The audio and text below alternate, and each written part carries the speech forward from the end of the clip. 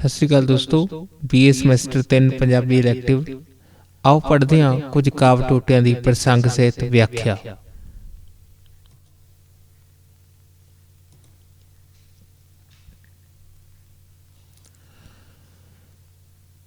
ਇਸ ਜੋਗ ਦੇ ਵਾਅਦੇ ਬਹੁਤ ਔਖੇ, ਨਾਦ ਅਨਹਦ ਤੇ ਸੁਨ ਵਜਾਉਣਾ ਓ। ਤਾੜੀ ਲਾਇ ਕੇ ਨਾਥ ਦਾ ਧਿਆਨ ਕਰਨਾ, 10ਵੇਂ ਦੁਆਰ ਤੇ ਸਾਹ ਚੜਾਵਨਾ ਹੋ। ਜੰਮੇ ਆਏ ਦਾ ਹਰਖ ਤੇ ਸੋਗ ਛੱਡਿਓ, ਨਹੀਂ ਮੋਇਆ ਗਿਆ ਪਛਤਾਵਣਾ ਓ। ਨਾਉ ਫਕਰ ਦਾ ਬਹੁਤ ਆਸਾਨ ਲੈਣਾ, ਖਰਾ ਕਠਨ ਹੈ ਜੋਗ ਕਮਾਵਨਾ ਓ। ਪ੍ਰਸੰਗ: ਇਹ ਕਾਵਿ ਟੋਟਾ ਸਪਤਕਾ ਕਾਵਿ ਸੰਗ੍ਰਹਿ ਦੇ ਵਿੱਚ ਦਰਜ ਹੀਰ ਬਾਦਸ਼ਾਹ ਦੇ ਵਿੱਚੋਂ ਲਿਆ ਗਿਆ ਹੈ। ਇਸ ਕਵਿਤਾ ਦੇ ਵਿੱਚ ਬਾਲਨਾਥ ਜੋਗ ਦੀ ਮੰਗ ਕਰ ਰਹੇ ਰਾਂਝੇ ਨੂੰ ਜੋਗ ਰਹਿਤ ਮਰਿਆਦਾ ਦੀਆਂ ਮੁਸ਼ਕਲਾਂ ਦੱਸ ਕੇ ਉਸ ਨੂੰ ਜੋਗ ਦੇ ਰਸਤੇ ਉੱਤੇ ਪੈਣ ਤੋਂ ਰੋਕਦਾ ਹੈ। ਇਨ੍ਹਾਂ ਸਤਰਾਂ ਵਿੱਚ ਬਾਲਨਾਥ ਰਾਂਝੇ ਨੂੰ ਜੋਗ ਦੀ ਰਹਿਤ ਮਰਿਆਦਾ ਦੀਆਂ ਮੁਸ਼ਕਲਾਂ ਦੱਸਦਾ ਹੈ।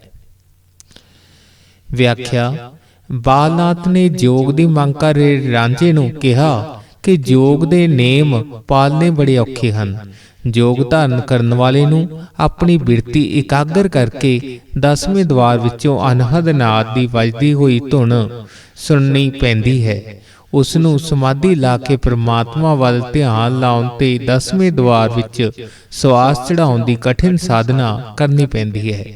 ਉਸ ਨੂੰ ਦੁਨੀਆ ਨਾਲੋਂ ਆਪਣਾ ਨਾਤਾ ਬਿਲਕੁਲ ਤੋੜਨਾ ਪੈਂਦਾ ਹੈ। ਉਹ ਨਾ ਤਾਂ ਕਿਸੇ ਦੇ ਜਨਮ ਦੀ ਖੁਸ਼ੀ ਕਰਦਾ ਹੈ ਤੇ ਨਾ ਹੀ ਮਰੇ ਦਾ ਸੋਗ ਕਰਦਾ ਹੈ। ਉਹ ਕਿਸੇ ਦੇ ਮਰ ਜਾਣ ਤੇ ਪਛਤਾਵਾ ਨਹੀਂ ਕਰਦਾ। ਇਸ ਤਰ੍ਹਾਂ ਫਕੀਰੀ ਦਾ ਨਾਂ ਲੈਣਾ ਤਾਂ ਬਹੁਤ ਸੌਖਾ ਹੈ, ਪਰ ਫਕੀਰੀ ਦੀ ਰਹਿਤ ਮਰਿਆਦਾ ਨੂੰ ਪਾਲਣਾ ਸੱਚਮੁੱਚ ਹੀ ਬਹੁਤ ਔਖਾ ਹੈ।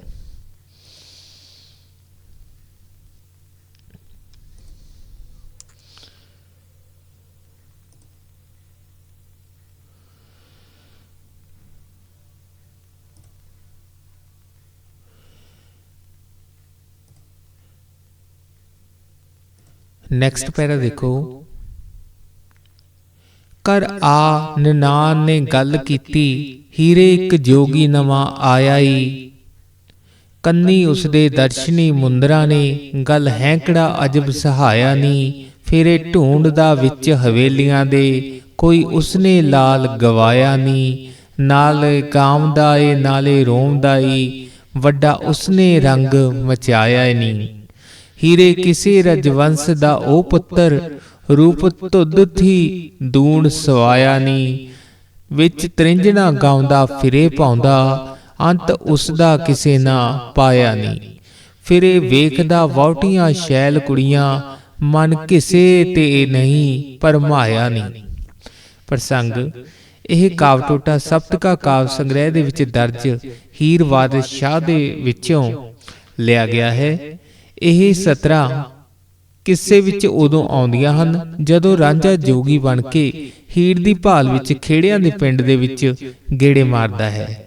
ਉਸ ਨੂੰ ਵੇਖ ਕੇ ਹੀਰ ਦੀ ਨਿਨਾਨ ਘਰ ਆ ਕੇ ਉਸ ਨੂੰ ਪਿੰਡ ਵਿੱਚ ਆਏ ਨਵੇਂ ਗੱਭਰੂ ਯੋਗੀ ਬਾਰੇ ਦੱਸਦੀ ਹੈ ਤੇ ਹੀਰ ਉਸ ਬਾਰੇ ਸੁਣ ਕੇ ਠਠੰਬਰ ਕੇ ਰਹਿ ਜਾਂਦੀ ਹੈ, ਕਿਉਂਕਿ ਉਸ ਨੂੰ ਸ਼ੱਕ ਪੈਂਦਾ ਹੈ ਕਿ ਇਹ ਜੋਗੀ ਬਣਿਆ ਗੱਭਰੂ ਰਾਂਝਾ ਹੀ ਹੋਵੇਗਾ। ਇਨ੍ਹਾਂ ਸਤਰਾਂ ਵਿੱਚ ਨਿਨਾਨ ਦੁਆਰਾ ਗੱਭਰੂ ਜੋਗੀ ਦੇ ਆਉਣ ਸੰਬੰਧੀ ਹੀਰ ਨੂੰ ਖਬਰ ਦੇਣ ਦਾ ਜ਼ਿਕਰ ਹੈ। ਵਿਆਖਿਆ: ਕਵੀ ਲਿਖਦਾ ਹੈ ਕਿ ਹੀਰ ਦੀ ਨਿਨਾਨ ਸੈਤੀ ਨੇ ਰਾਂਝੇ ਜੋਗੀ ਨੂੰ ਪਿੰਡ ਦੇ ਵਿੱਚ ਦੇਖਿਆ ਤੇ ਉਹ ਘਰ ਆ ਕੇ ਹੀਰ ਦੇ ਨਾਲ ਜੋਗੀ ਸੰਬੰਧੀ ਗੱਲਾਂ ਕਰਦੀ ਹੋਈ ਆਖਣ ਲੱਗੀ ਕਿ ਉਹਨਾਂ ਦੇ ਪਿੰਡ ਇੱਕ ਨਵਾਂ ਜੋਗੀ ਆਇਆ ਹੈ। ਉਸ ਦੇ ਕੰਨੀ ਬਹੁਤ ਸੋਹਣੀਆਂ ਮੁੰਦਰਾਂ ਹਨ ਤੇ ਉਸ ਦੇ ਗਲ ਦੇ ਵਿੱਚ ਪਾਇਆ ਤਵੀਤ ਬਹੁਤ ਸੋਭਦਾ ਹੈ। ਉਹ ਪਿੰਡ ਦੀਆਂ ਹਵੇਲੀਆਂ ਵਿੱਚ ਕੁਝ ਢੂੰਡਦਾ ਫਿਰਦਾ ਹੈ। ਇਸ ਤਰ੍ਹਾਂ ਜਾਪਦਾ ਹੈ ਜਿਵੇਂ ਉਸ ਦਾ ਕੋਈ ਕੀਮਤੀ ਲਾਲ ਗਵਾਚ ਗਿਆ ਹੋਵੇ। ਉਹ ਗਾਉਂਦਾ ਵੀ ਹੈ ਤੇ ਰੋਂਦਾ ਵੀ ਹੈ। ਇਸ ਪ੍ਰਕਾਰ ਉਸ ਨੇ ਬੜੀ ਰੌਣਕ ਲਾਈ ਹੈ। ਮੈਨੂੰ ਤਾਂ ਉਹ ਕਿਸੇ ਰਜਵੰਸ਼ ਦਾ ਪੁੱਤਰ ਲੱਗਦਾ ਹੈ ਤੇ ਉਸ ਦੀ ਸੁੰਦਰਤਾ ਤੇਰੇ ਨਾਲੋਂ, ਹੀਰ ਦੇ ਨਾਲੋਂ ਵੀ ਦੂਣ ਸਵਾਈ ਹੈ। ਉਹ ਗਾਉਂਦਾ ਹੋਇਆ ਤ੍ਰਿੰਜਣਾਂ ਦੇ ਵਿੱਚ ਘੁੰਮਦਾ ਫਿਰਦਾ ਹੈ। ਕੋਈ ਉਸ ਦਾ ਅੰਤ ਨਹੀਂ ਪਾ ਸਕਿਆ ਕਿ ਉਹ ਅਸਲ ਵਿੱਚ ਕੀ ਹੈ।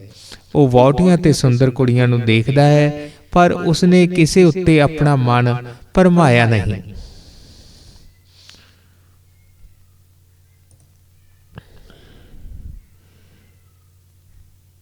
ਨੈਕਸਟ ਪੈਰਾ। ਮੁੱਠੀ ਮੁੱਠੀ ਇਹ ਗੱਲ ਨਾ ਕਰੋ ਭੈਣਾ, ਮੈਂ ਤਾਂ ਸੁਣਦਿਆਂ ਹੀ ਮਰ ਗਈ ਜੇ ਨੀ। ਤੁਸਾਂ ਇਹ ਜਦੋਂ ਕਣੀ ਗੱਲ ਟੋਰੀ, ਖੁੱਲੀ ਤਲੀ ਹੀ ਮੈਂ ਲੈ ਗਈ ਜੇ ਨੀ। ਗਏ ਟੁੱਟ ਤਰਾਣ ਤੇ ਅਕਲ ਡੁੱਬੀ, ਮੇਰੇ ਧੁੱਖ ਕਲੇਜੜੇ ਪਾਈ ਜੇ ਨੀ। ਕੀਕੂ ਕੰਮ ਪੜ੍ਹਾਏ ਕੇ ਜੀਵਦਾ ਹੈ, ਗੱਲਾਂ ਸੁਣਦਿਆਂ ਹੀ ਜਿੰਦ ਗਈ ਜੇ ਨੀ।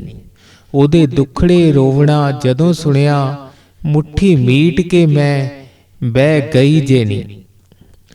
ਇਹ ਕਾਵ ਟੋਟਾ ਸਪਤਕਾ ਕਾਵ ਸੰਗ੍ਰਹਿ ਦੇ ਵਿੱਚ ਦਰਜ ਹੀਰ ਵਾਰਿਸ ਸ਼ਾਹ ਦੇ ਵਿੱਚੋਂ ਲਿਆ ਗਿਆ ਹੈ।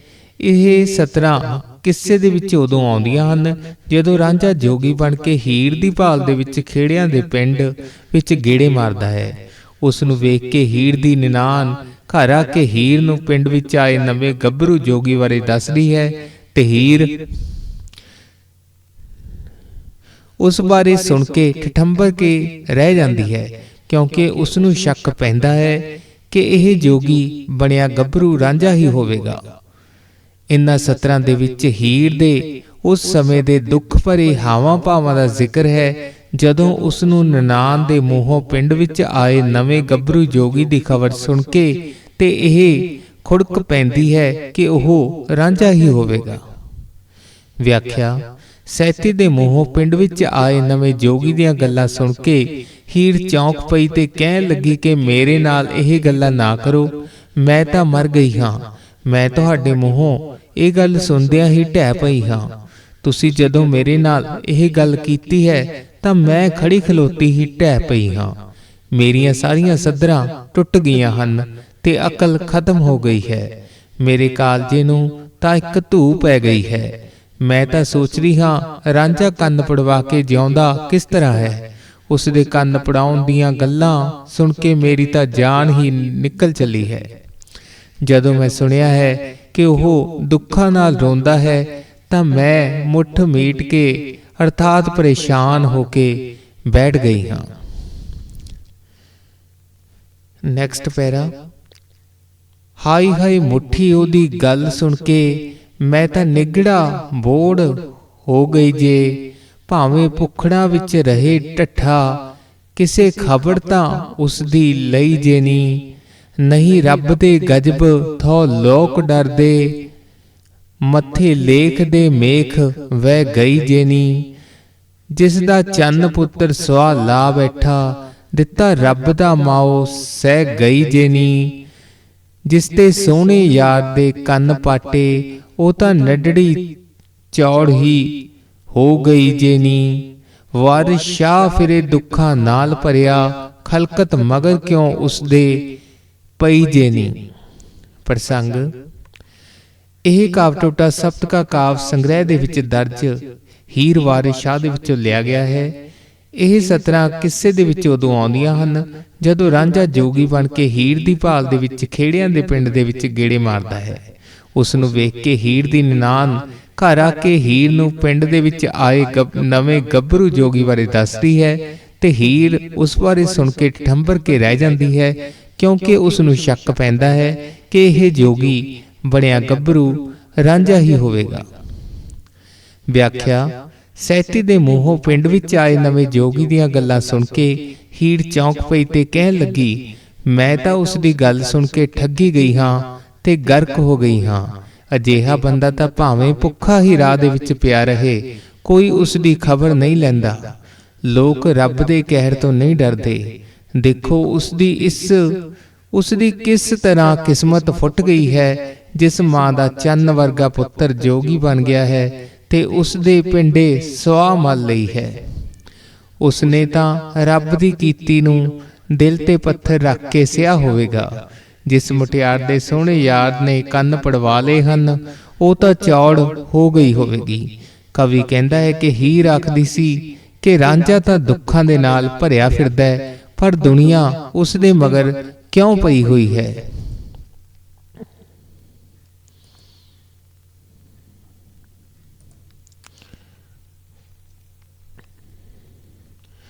अगला पैरा। रब झूठ ना करे जे होए रांझा, तां मैं चौड़ होई मैनू पट्टिया सू। एक अग फिराक दी साड़ सुट्टी, सड़ी बली नू मुड़की फट्टिया सू।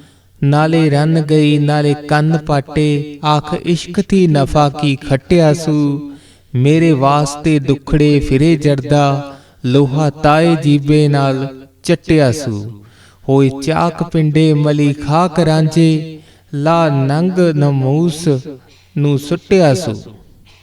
प्रसंग। ਇਹ ਕਾਵ ਟੋਟਾ ਸਪਤਕਾ ਕਾਵ ਸੰਗ੍ਰਹਿ ਦੇ ਵਿੱਚ ਦਰਜ ਹੀਰ ਵਾਰਿਸ ਸ਼ਾਹ ਦੇ ਵਿੱਚੋਂ ਲਿਆ ਗਿਆ ਹੈ। ਇਸ ਕਿੱਸੇ ਵਿੱਚ ਕਵੀ ਨੇ ਹੀਰ ਰਾਂਝੇ ਦੀ ਪ੍ਰੀਤ ਕਹਾਣੀ ਨੂੰ ਬਿਆਨ ਕੀਤਾ ਹੈ। ਇਹ 17 ਕਿੱਸੇ ਦੇ ਵਿੱਚ ਉਦੋਂ ਆਉਂਦੀਆਂ ਹਨ ਜਦੋਂ ਸੈਦਾ ਖੇੜਾ ਹੀਰ ਨੂੰ ਵਿਆਹ ਕੇ ਲੈ ਜਾਂਦਾ ਹੈ ਤੇ ਰਾਂਝਾ ਜੋਗੀ ਬਣ ਕੇ ਹੀਰ ਦੀ ਭਾਲ ਦੇ ਵਿੱਚ ਖੇੜਿਆਂ ਦੇ ਪਿੰਡ ਦੇ ਵਿੱਚ ਗੇੜੇ ਮਾਰਦਾ ਹੈ। ਉਸ ਨੂੰ ਵੇਖ ਕੇ ਹੀਰ ਦੀ ਨਨਾਣ ਘਰ ਆ ਕੇ ਹੀਰ ਨੂੰ ਪਿੰਡ ਵਿੱਚ ਆਏ ਗੱਭਰੂ ਜੋਗੀ ਬਾਰੇ ਦੱਸਦੀ ਹੈ ਤੇ ਹੀਰ ਉਸ ਬਾਰੇ ਸੁਣ ਕੇ ਠੰਬਰ ਕੇ ਰਹਿ ਜਾਂਦੀ ਹੈ, ਕਿਉਂਕਿ ਉਸ ਨੂੰ ਸ਼ੱਕ ਪੈਂਦਾ ਹੈ ਕਿ ਇਹ ਜੋਗੀ ਬਣਿਆ ਗੱਭਰੂ ਮੇਰਾ ਰਾਂਝਾ ਹੀ ਹੋਵੇਗਾ। ਇਨ੍ਹਾਂ 17 ਦੇ ਵਿੱਚ ਕਵੀ ਨੇ ਹੀਰ ਦੀ ਉਸ ਸਮੇਂ ਦੀ ਮਾਨਸਿਕ ਅਵਸਥਾ ਦਾ ਜ਼ਿਕਰ ਕੀਤਾ ਹੈ ਜਦੋਂ ਉਸ ਦੀ ਨਨਾਣ ਸੈਤੀ ਉਸ ਨੂੰ ਪਿੰਡ ਵਿੱਚ ਆਏ ਨਵੇਂ ਜੋਗੀ ਬਾਰੇ ਦੱਸਦੀ ਹੈ। ਵਿਆਖਿਆ। ਆਪਣੀ ਨਨਾਣ ਦੇ ਮੂੰਹੋਂ ਪਿੰਡ ਦੇ ਵਿੱਚ ਆਏ ਨਵੇਂ ਜੋਗੀ ਦੀਆਂ ਗੱਲਾਂ ਸੁਣ ਕੇ ਹੀਰ ਚੌਂਕ ਪਈ ਤੇ ਕਹਿਣ ਲੱਗੀ, ਰੱਬ ਝੂਠ ਨਾ ਕਰੇ ਤੇ ਉਹ ਰਾਂਝਾ ਹੀ ਹੋਵੇ ਤਾਂ ਮੈਂ ਚੌੜ ਹੋ ਗਈ ਹਾਂ। ਮੇਰਾ ਕੁਝ ਨਹੀਂ ਰਿਹਾ ਤੇ ਮੈਂ ਲੁੱਟੀ ਗਈ ਹਾਂ। ਇੱਕ ਤਾਂ ਮੈਨੂੰ ਉਸ ਦੇ ਵਿਛੋੜੇ ਦੀ ਅੱਗ ਨੇ ਸਾੜਿਆ ਹੈ ਤੇ ਦੂਜਾ ਉਸਨੇ ਸੜੀ ਬਲੀ ਨੂੰ ਮੁੜ ਕੇ ਜ਼ਖਮੀ ਕਰ ਦਿੱਤਾ ਹੈ। ਉਸ ਦੀ ਨਾਲੇ ਰੰਨ ਗਈ ਹੈ ਤੇ ਭਾਵ ਦੂਸਰੇ ਵਿਆਹ ਕੇ ਲੈ ਗਏ ਹਨ ਤੇ ਨਾਲੇ ਉਸ ਦੇ ਕੰਨ ਪਾਟੇ ਹਨ। ਦੱਸੋ ਉਸਨੇ ਇਸ ਇਸ਼ਕ ਦੇ ਵਿੱਚੋਂ ਕੀ ਖੱਟਿਆ ਹੈ? ਉਹ ਮੇਰੇ ਵਾਸਤੇ ਦੁੱਖੜੇ ਝੱਲਦਾ ਫਿਰਦਾ ਹੈ। ਉਸਨੇ ਤਾਂ ਇੱਕ ਤਰ੍ਹਾਂ ਗਰਮ ਲੋਹਾ ਆਪਣੀ ਜੀਭ ਦੇ ਨਾਲ ਚੱਟ ਲਿਆ ਹੈ। ਮੇਰੀ ਖਾਤਰ ਉਹ ਮੱਝਾਂ ਦਾ ਚਾਕ ਬਣਿਆ, ਜੋਗੀ ਬਣ ਕੇ ਪਿੰਡੇ ਉੱਤੇ ਸਵਾਹ ਮਲੀ ਹੈ ਤੇ ਇਸ ਪ੍ਰਕਾਰ ਉਸਨੇ ਸਾਰੀ ਸ਼ਰਮ ਹਿਆ ਲਾ ਦਿੱਤੀ ਹੈ। ਨੈਕਸਟ ਪੈਰਾ।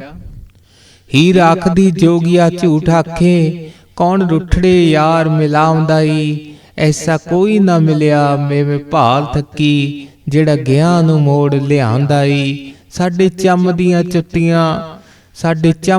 ਜੁੱਤੀਆਂ ਕਰੇ ਕੋਈ, ਜਿਹੜਾ ਜਿਉ ਦਾ ਰੋਗ ਗਵਾਉਂਦਾਈ। ਭਲਾ ਦੱਸ ਕਾਂ ਚਿੜੀ ਵਿਛੁੰਨਿਆਂ ਨੂੰ, ਕਦੋਂ ਰੱਬ ਸੱਚਾ ਘਰੀ ਲਿਆਉਂਦਾਈ। ਭਲਾ ਮੋਹ ਤੇ ਵਿਛੜੇ ਕੌਣ ਮੇਲੇ, ਐਵੇਂ ਜਿਉੜਾ ਲੋਕ ਵਲਾਮਦਾਈ। ਇੱਕ ਬਾਜ ਨੇ ਕਾਉ ਤੋਂ ਕੂੰਜ ਖੋਹੀ, ਵੇਖਾਂ ਚੁੱਪ ਹੈ ਕਿ ਕੁੜਲਾਮਦਾਈ। ਇੱਕ ਜੱਟ ਦੇ ਖੇਤ ਨੂੰ ਅੱਗ ਲੱਗੀ, ਵੇਖਾਂ ਆਏ ਕੇ ਕੌਣ ਬੁਝਾਉਂਦਾਈ। ਦੇਵਾਂ ਘਿਓ ਦੀਆਂ ਚੂੜੀਆਂ ਬਾਲ ਦੀਵੇ, ਵਾਰ ਸ਼ਾਹ ਜੇ ਸੁਣਾ ਮੈਂ ਆਉਂਦਾਈ। ਇਹ ਕਾਵ ਟੋਟਾ ਸਪਤਕਾ ਕਾਵ ਸੰਗ੍ਰਹਿ ਦੇ ਵਿੱਚ ਦਰਜ ਹੀਰ ਵਾਰਿਸ ਦੇ ਵਿੱਚੋਂ ਲਿਆ ਗਿਆ ਹੈ। ਇਸ ਕਿੱਸੇ ਵਿੱਚ ਕਵੀ ਨੇ ਹੀਰ ਰਾਂਝੇ ਦੀ ਪ੍ਰੀਤ ਕਹਾਣੀ ਦਾ ਉਲੇਖ ਕੀਤਾ ਹੈ। ਇਨ੍ਹਾਂ 17 ਦੇ ਵਿੱਚ ਕਵੀ ਨੇ ਰਾਂਝੇ ਤੋਂ ਵਿਛੜੀ ਹੋਈ ਹੀਰ ਦੀ ਮਾਨਸਿਕ ਦਸ਼ਾ ਨੂੰ ਪੇਸ਼ ਕੀਤਾ ਹੈ। ਇਹ 17 ਹੀਰ ਰਾਂਝੇ ਜੋਗੀ ਨੂੰ ਉਦੋਂ ਕਹਿੰਦੀ ਹੈ ਜਦੋਂ ਉਹ ਜੋਗੀ ਬਣ ਕੇ ਉਹਨਾਂ ਦੇ ਬੂਹੇ ਅੱਗੇ ਆਉਂਦਾ ਹੈ ਤੇ ਉਸ ਨੂੰ ਆਪਣੀ ਨਨਾਣ ਸੈਤੀ ਨਾਲ ਝਗੜਾ ਕਰਦੇ ਹੋਏ ਦੇਖ ਉਹ ਇਹ ਅੰਦਾਜ਼ਾ ਲਾ ਲੈਂਦੀ ਹੈ ਕਿ ਸ਼ਾਇਦ ਉਹ ਰਾਂਝਾ ਹੀ ਹੋਵੇ। ਉਪਰੋਕਤ 17 ਕਹਿੰਦੀ ਹੋਈ ਉਹ ਰਾਂਝੇ ਜੋਗੀ ਅੱਗੇ ਇਹ ਜ਼ਾਹਿਰ ਨਹੀਂ ਕਰਦੀ ਕਿ ਉਸਨੇ ਉਸ ਨੂੰ ਪਛਾਣ ਲਿਆ ਹੈ। ਵਿਆਖਿਆ। ਹੀਰ ਰਾਂਝੇ ਜੋਗੀ ਨੂੰ ਕਹਿੰਦੀ ਹੈ ਕਿ ਤੂੰ ਝੂਠ ਬੋਲ ਰਿਹਾ ਹੈ, ਭਲਾ ਵਿਛੜੇ ਯਾਰ ਨੂੰ ਕੌਣ ਮਿਲਾ ਸਕਦਾ ਹੈ। ਮੈਂ ਭਾਲ ਕੇ ਥੱਕ ਗਈ ਹਾਂ, ਮੈਨੂੰ ਅਜਿਹਾ ਕੋਈ ਨਹੀਂ ਮਿਲਿਆ ਜਿਹੜੇ ਵਿਛੜੇ ਯਾਰ ਨੂੰ ਮੋੜ ਲਿਆਵੇ। ਮੈਂ ਕਹਿੰਦੀ ਹਾਂ ਕਿ ਜਿਹੜਾ ਸਾਡੇ ਦਿਲ ਦੇ ਰੋਗ ਨੂੰ ਗਵਾ ਦੇਵੇ, ਅਰਥਾਤ ਜਿਹੜਾ ਮੈਨੂੰ ਮੇਰੇ ਪਿਆਰੇ ਦੇ ਨਾਲ ਮਿਲਾ ਦੇਵੇ, ਉਹ ਸਾਡੇ ਚੰਮ ਦੀਆਂ ਜੁੱਤੀਆਂ ਬਣਵਾ ਕੇ ਪਾ ਲਵੇ, ਅਸੀਂ ਸੀ ਵੀ ਨਹੀਂ ਕਰੀਏ। ਉਹ ਰਾਂਝੇ ਨੂੰ ਕਹਿੰਦੀ ਹੈ ਕਿ ਤੂੰ ਮੈਨੂੰ ਦੱਸ ਕਾਂ ਸੱਚਾ ਰੱਬ ਮੇਰੇ ਚਿਰ ਵਿਛੜੇ ਯਾਰ ਨੂੰ ਕਦੋਂ ਘਰ ਲਿਆਵੇਗਾ। ਮੇਰਾ ਵਿਸ਼ਵਾਸ ਹੈ ਕਿ ਮੋਇਆ ਤੇ ਵਿਛੜਿਆਂ ਨੂੰ ਕੋਈ ਨਹੀਂ ਮਿਲਾ ਸਕਦਾ। ਲੋਕ ਤਾਂ ਐਵੇਂ ਗੱਲਾਂ ਨਾਲ ਧਰਵਾਸ ਦਿੰਦੇ ਨੇ। ਜੇਕਰ ਕਾਂ ਬਾਜ ਤੋਂ ਕੂੰਜ ਖੋਹ ਲਵੇ ਤਾਂ ਉਹ ਚੁੱਪ ਕਰਕੇ ਨਹੀਂ ਰਹਿ ਸਕਦਾ, ਸਗੋਂ ਰੋਂਦਾ ਹੈ। ਇਹੀ ਮੇਰੀ ਹਾਲਤ ਹੋਈ ਹੈ। ਮੈਨੂੰ ਰਾਂਝੇ ਤੋਂ ਖੋ ਕੇ ਸੈਦੇ ਦੇ ਲੜ ਲਾ ਦਿੱਤਾ ਹੈ, ਜਿਸ ਨੂੰ ਮੈਂ ਬਿਲਕੁਲ ਪਸੰਦ ਨਹੀਂ ਕਰਦੀ। ਵਿਛੜ ਕੇ ਅਜਿਹੀ ਅਵਸਥਾ ਦੇ ਵਿੱਚ ਰਹਿ ਰਹੇ ਪ੍ਰੇਮੀਆਂ ਦੇ ਮਨਾਂ ਨੂੰ ਕਦੇ ਵੀ ਚੈਨ ਨਹੀਂ ਮਿਲਦਾ। ਮੇਰੀ ਤਾਂ ਵਿਛੋੜੇ ਵਿੱਚ ਉਹ ਹਾਲਤ ਹੈ ਜੋ ਖੇਤ ਨੂੰ ਅੱਗ ਲੱਗਣ ਵਾਲੇ ਜੱਟ ਦੀ ਹੁੰਦੀ ਹੈ। ਦੇਖੋ ਮੇਰਾ ਸੱਜਣ ਕਦੋਂ ਆ ਕੇ ਇਸ ਵਿਛੋੜੇ ਦੀ ਅੱਗ ਨੂੰ ਬੁਝਾਉਂਦਾ ਹੈ। ਹੀਰ ਕਹਿੰਦੀ ਹੈ ਕਿ ਜੇਕਰ ਮੈਂ ਇਹ ਸੁਣਾ ਕਿ ਮੇਰਾ ਯਾਰ ਮੈਨੂੰ ਮਿਲਣ ਲਈ ਆਉਂਦਾ ਹੈ ਤਾਂ ਮੈਂ ਪੀਰ ਦੇ ਨਾਂ ਤੇ ਚੂੜੀਆਂ ਵੰਡਾਂਗੀ ਤੇ ਉਸ ਦੇ ਮਜ਼ਾਰ ਤੇ ਘਿਓ ਦੇ ਦੀਵੇ ਬਾਲਾਂਗੀ। ਨੈਕਸਟ ਪੈਰਾ। ਜੋ ਕਿ ਜੰਮਿਆ ਮਰੇਗਾ ਸਭ ਕੋਈ, ਘੜਿਆ ਭੱਜ ਸੀ ਵਾਹ ਸਭ ਵਹਿਣਗੇ ਵੇ। ਮੀਰ ਪੀਰ ਵਲੀ ਗੌਸ ਕੁਤੰਬ ਜਾਸਨ, ਇਹ ਸਭ ਪਸਾੜੇ ਢਹਿਣਗੇ ਵੇ। ਜਦੋਂ ਰੱਬ ਅਮਾਲ ਦੀ ਖਬਰ ਪੁੱਛੇ, ਹੱਥ ਪੈਰ ਗਵਾਈਆਂ ਕਹਿਣਗੇ ਵੇ। ਜਦੋਂ ਉਮਰ ਦੀ ਔਦ ਮਿਆਦ ਪੁੱਗੀ, ਇਜ਼ਰਾਈਲ ਹੋਰੀ ਆਏ ਬਹਿਣਗੇ ਵੇ। ਪ੍ਰਸੰਗ। ਇਹ ਕਾਵ ਟੋਟਾ ਸਪਤਕਾ ਕਾਵ ਸੰਗ੍ਰਹਿ ਦੇ ਵਿੱਚ ਦਰਜ ਹੀਰ ਵਾਰਸ ਦੇ ਵਿੱਚੋਂ ਲਿਆ ਗਿਆ ਹੈ। ਇਸ ਕਿੱਸੇ ਵਿੱਚ ਵਾਰਿਸ ਸ਼ਾਹ ਨੇ ਹੀਰ ਰਾਂਝੇ ਦੀ ਪ੍ਰੀਤ ਕਹਾਣੀ ਨੂੰ ਬਿਆਨ ਕੀਤਾ ਹੈ। ਇਹ ਸਤਰਾਂ ਸੈਤੀ ਰਾਂਝੇ ਨੂੰ ਉਦੋਂ ਕਹਿੰਦੀ ਹੈ ਜਦੋਂ ਉਸ ਦੇ ਖੈਰ ਪਾਉਣ ਸਮੇਂ ਰਾਂਝੇ ਦਾ ਕਾਸਾ ਟੁੱਟ ਜਾਂਦਾ ਹੈ ਤੇ ਉਹ ਰਾਂਝਾ ਉਸ ਨੂੰ ਬੁਰਾ ਭਲਾ ਕਹਿੰਦਾ ਹੋਇਆ ਉਸ ਦੇ ਯਾਰ ਨੂੰ ਬਦਦੁਆ ਦਿੰਦਾ ਹੈ। ਇਹ ਸੁਣ ਕੇ ਸੈਤੀ ਨੂੰ ਬਹੁਤ ਗੁੱਸਾ ਚੜ੍ਹਦਾ ਹੈ ਤੇ ਉਹ ਕਹਿੰਦੀ ਹੈ ਕਿ ਉਸਨੇ ਇੱਕ ਠੂਠੇ ਦੇ ਟੁੱਟਣ ਤੇ ਉਸ ਦੇ ਯਾਰ ਨੂੰ ਬਦਦੁਆ ਦੇ ਕੇ ਤੇ ਉਸ ਦਾ ਪੋਲ ਖੋਲ ਕੇ ਚੰਗਾ ਕੰਮ ਨਹੀਂ ਕੀਤਾ, ਜਦ ਕਿ ਹਰ ਇੱਕ ਚੀਜ਼ ਨਾਸ਼ਵਾਨ ਹੈ ਤੇ ਉਸ ਦਾ ਠੂਠਾ ਕੁਦਰਤ ਦੇ ਇਸੇ ਨੇਮ ਦੇ ਅਨੁਸਾਰ ਹੀ ਟੁੱਟਾ ਹੈ। ਵਿਆਖਿਆ। ਸੈਤੀ ਰਾਂਝੇ ਨੂੰ ਕਹਿੰਦੀ ਹੈ ਕਿ ਦੁਨੀਆ ਉੱਤੇ ਜਿਸ ਚੀਜ਼ ਨੇ ਵੀ ਜਨਮ ਲਿਆ ਹੈ ਉਸਨੇ ਮੌਤ ਦੇ ਹਵਾਲੇ ਹੋ ਜਾਣਾ ਹੈ। ਹਰ ਘੜੀ ਜਾਂ ਬਣਾਈ ਗਈ ਚੀਜ਼ ਨੇ ਭੱਜ ਜਾਣਾ ਹੈ ਅਤੇ ਦਰਿਆਵਾਂ ਨੇ ਇਸੇ ਨਾਸ਼ਮਾਨਤਾ ਦੇ ਵਹਿਣ ਦੇ ਵਿੱਚ ਵਹਿ ਜਾਣਾ ਹੈ। ਨਾਸ਼ਮਾਨਤਾ ਤੋਂ ਕੋਈ ਚੀਜ਼ ਨਹੀਂ ਬਚ ਸਕਦੀ। ਸਭ ਸੰਸਾਰਿਕ ਮੀਰਾਂ ਪੀਰਾਂ ਗੌਂਸਾਂ ਵਲੀਆਂ ਤੇ ਕੁਤਬਾਂ ਨੇ ਇੱਥੋਂ ਚਲੇ ਜਾਣਾ ਹੈ ਤੇ ਇੱਥੇ ਮਨੁੱਖ ਦੇ ਪਸਾਰੇ ਹੋਏ ਹਰ ਅਡੰਬਰ ਨੇ ਨਾਸ਼ ਹੋ ਜਾਣਾ ਹੈ। ਜਦੋਂ ਨਾਸ਼ ਹੋਏ ਮਨੁੱਖ ਨੂੰ ਰੱਬ ਉਸ ਦੇ ਸੰਸਾਰ ਵਿੱਚ ਕੀਤੇ ਅਮਲਾਂ ਬਾਰੇ ਪੁੱਛੇਗਾ ਤਾਂ ਉਸ ਦੇ ਹੱਥ ਪੈਰ ਗਵਾਹੀਆਂ ਦੇ ਕੇ ਦੱਸਣਗੇ ਕਿ ਉਹਨਾਂ ਨੇ ਕੀ ਕੀਤਾ ਹੈ। ਜਦੋਂ ਬੰਦੇ ਦੀ ਉਮਰ ਦੀ ਮਿਆਦ ਪੁੱਗ ਜਾਂਦੀ ਹੈ ਤਾਂ ਮੌਤ ਦਾ ਫਰਿਸ਼ਤਾ ਇਜ਼ਰਾਈਲ ਉਸ ਦੀ ਜਾਨ ਲੈਣ ਲਈ ਉਸ ਦੇ ਸਿਰਹਾਣੇ ਆ ਬੈਠਦਾ ਹੈ ਤੇ ਫਿਰ ਉਸ ਦਾ ਕੋਈ ਵਸ ਨਹੀਂ ਚੱਲਦਾ। ਅਗਲਾ ਪੈਰਾ। ਰਾਂਝੇ ਵਾਂਗ ਫਰਿਆਦ ਦੇ ਆ ਕੱਢੀ, ਰਾਂਝੇ ਵਾਂਗ ਫਰਿਆਦ ਨੇ ਆ ਕੱਢੀ, ਜਾਨ ਗਈ ਸੁ ਹੋਏ ਹਵਾਏ ਮੀਆਂ। ਦੋਵੇਂ ਦਾਰ ਫਨਾਥੀ ਗਏ ਸਾਬਤ, ਜਾਏ ਭਰੀ ਨੇ ਦਾਰ ਬਕਾਏ ਮੀਆਂ। ਦੋਵੇਂ ਰਾਏ ਮਿਜਾਜੀ ਦੇ ਗਏ ਸਾਬਤ, ਨਾਲ ਸਿਦਕੇ ਦੇ ਗਏ ਵਿਹਾਏ ਮੀਆਂ। ਵਾਰਿਸ ਸ਼ਾਹ ਇਸ ਖਾਬ ਸਰਾਏ ਅੰਦਰ, ਗਏ ਵਾਜੜੇ ਖੂਬ ਵਜਾਏ ਮੀਆਂ। ਪ੍ਰਸੰਗ। ਇਹ ਕਾਵ ਟੋਟਾ ਸਪਤਕਾ ਕਾਵ ਸੰਗ੍ਰਹਿ ਵਿੱਚ ਦਰਜ ਹੀਰ ਵਾਰਸ ਦੇ ਵਿੱਚੋਂ ਲਿਆ ਗਿਆ ਹੈ। ਇਸ ਕਿੱਸੇ ਵਿੱਚ ਵਾਰਿਸ ਸ਼ਾਹ ਨੇ ਹੀਰ ਰਾਂਝੇ ਦੀ ਪ੍ਰੀਤ ਕਹਾਣੀ ਨੂੰ ਬਿਆਨ ਕੀਤਾ ਹੈ। ਇਹਨਾਂ ਸਤਰਾਂ ਵਿੱਚ ਕਵੀ ਦੱਸਦਾ ਹੈ ਕਿ ਕਿਸ ਤਰ੍ਹਾਂ ਹੀਰ ਦੀ ਮੌਤ ਦੀ ਖਬਰ ਸੁਣ ਕੇ ਰਾਂਝਾ ਆ ਮਾਰਦਾ ਹੈ ਤੇ ਉਸ ਦੀ ਜਾਨ ਵੀ ਹਵਾ ਹੋ ਜਾਂਦੀ ਹੈ। ਵਿਆਖਿਆ।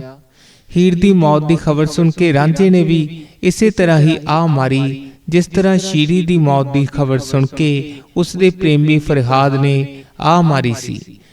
ਇਸ ਆ ਦੇ ਨਾਲ ਹੀ ਰਾਂਝੇ ਦੀ ਜਾਨ ਨਿਕਲ ਗਈ। ਇਸ ਤਰ੍ਹਾਂ ਹੀਰ ਤੇ ਰਾਂਝਾ ਦੋਵੇਂ ਹੀ ਇਸ ਨਾਸ਼ਵਾਨ ਦੁਨੀਆ ਤੋਂ ਕੂਚ ਕਰਕੇ ਦੂਜੀ ਅਮਰ ਦੁਨੀਆ ਦੇ ਵਿੱਚ ਚਲੇ ਗਏ। ਦੋਵੇਂ ਪ੍ਰੇਮੀ ਇਸ਼ਕ ਮਜਾਜੀ ਵਿੱਚ ਪੂਰੇ ਉਤਰੇ ਅਤੇ ਪੂਰੇ ਸਿਦਕ ਨਾਲ ਇਸ਼ਕ ਦੀ ਖਾਤਰ ਦੁੱਖ ਸਹਿੰਦੇ ਹੋਏ ਆਪਣੀ ਜ਼ਿੰਦਗੀ ਬਿਤਾ ਗਏ। ਵਾਰਿਸ ਸ਼ਾਹ ਕਹਿੰਦਾ ਹੈ ਕਿ ਇਹ ਦੁਨੀਆ ਇੱਕ ਸੁਪਨੇ ਜਾਂ ਸਰਾਂ ਵਰਗੀ ਹੈ। ਇੱਥੇ ਆ ਕੇ ਆਪਣੇ ਵਾਜੇ ਵਜਾ ਕੇ ਲੋਕ ਚਲੇ ਜਾਂਦੇ ਹਨ। इत्थे कोई भी सदा नहीं रहिंदा। अगला पैरा, हीर हूर हीर रूह दे चाक कलबूत जानो, बालनाथ एह पीर बनाया ई, पंज पीर हवा से पंज तेरे, जिन्ना थापड़ा तुद नूं लाया ई, काजी हक झंबेल ने अमल तेरे, अयाल बुनकर नकीर ठहराया नी, कोठा गौर ते इजराइल खेड़ा, जेड़ा लैंदा ही रूह नूं धाया ई।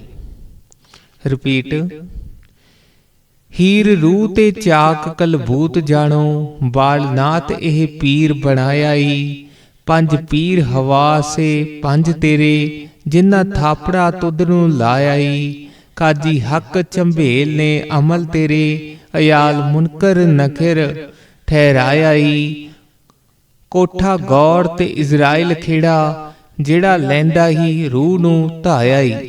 प्रसंग, ਇਹ ਕਾਵ ਟੋਟਾ ਸਪਤਕਾ ਕਾਵ ਸੰਗ੍ਰਹਿ ਦੇ ਵਿੱਚ ਦਰਜ ਹੀਰ ਵਾਰਸ ਦੇ ਵਿੱਚੋਂ ਲਿਆ ਗਿਆ ਹੈ। ਇਸ ਵਿੱਚ ਕਵੀ ਕਿੱਸੇ ਦੇ ਪਾਤਰਾਂ, ਸਥਾਨਾਂ, ਚੀਜ਼ਾਂ ਨੂੰ ਰੂਹਾਨੀ ਚਿੰਨ੍ਹ ਬਣਾ ਕੇ ਆਪਣੇ ਇਸ ਇਸ਼ਕ ਮਜਾਜੀ ਦੇ ਕਿੱਸੇ ਨੂੰ ਰੂਹਾਨੀ ਅਰਥ ਦੇਣ ਦੇ ਯਤਨ ਕਰਦਾ ਹੈ।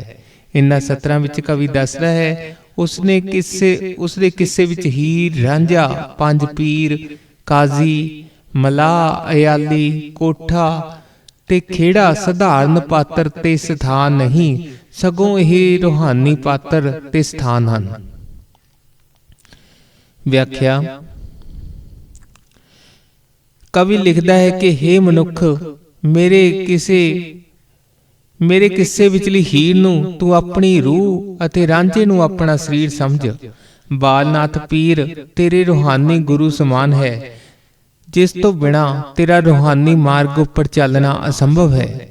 ਕਿੱਸੇ ਵਿਚਲੇ ਪੰਜ ਪੀਰ ਤੇਰੇ ਪੰਜ ਗਿਆਨ ਇੰਦਰੇ ਹਨ, ਜਿਹੜੇ ਆਪਣੀ ਥਾਪਨਾ ਅਰਥਾਤ ਗਿਆਨ ਨਾਲ ਪ੍ਰਮਾਤਮਾ ਦਾ ਅਨੁਭਵ ਕਰਾਉਂਦੇ ਹਨ। ਇਸ ਕਿੱਸੇ ਵਿੱਚ ਕਾਜੀ ਤੇਰੀ ਧਾਰਮਿਕ ਸੱਚਾਈ ਦਾ ਚਿੰਨ੍ਹ ਹੈ ਅਤੇ ਮਲਾਹ ਤੇਰੇ ਅਮਲ ਹਨ। ਇਸ ਵਿਚਲਾ ਆਜੜੀ ਜੋ ਜੋਗੀ ਬਣੇ ਰਾਂਝੇ ਤੋਂ ਪੁੱਛ ਗਿੱਛ ਕਰਦਾ ਹੈ, ਮੁਨਕਰ ਨਕੀਰ ਫਰਿਸ਼ਤਿਆਂ ਦਾ ਰੂਪ ਹੈ, ਜੋ ਕਿ ਕਬਰ ਵਿੱਚ ਮਨੁੱਖ ਤੋਂ ਪੁੱਛ ਗਿੱਛ ਕਰਦੇ ਹਨ। ਇਸ ਵਿੱਚ ਕੋਠਾ ਤੇਰੀ ਕਬਰ ਦਾ ਰੂਪ ਹੈ ਅਤੇ ਸੈਦਾ ਖੇੜੀ ਇਜ਼ਰਾਈਲ ਫਰਿਸ਼ਤੇ ਦਾ ਰੂਪ ਹੈ, ਜੋ ਕਿ ਮਨੁੱਖ ਦੀ ਰੂਹ ਨੂੰ ਸਰੀਰ ਵਿੱਚੋਂ ਕੱਢ ਕੇ ਇੱਕਦਮ ਲੈ ਕੇ ਤੁਰ ਪੈਂਦਾ ਹੈ।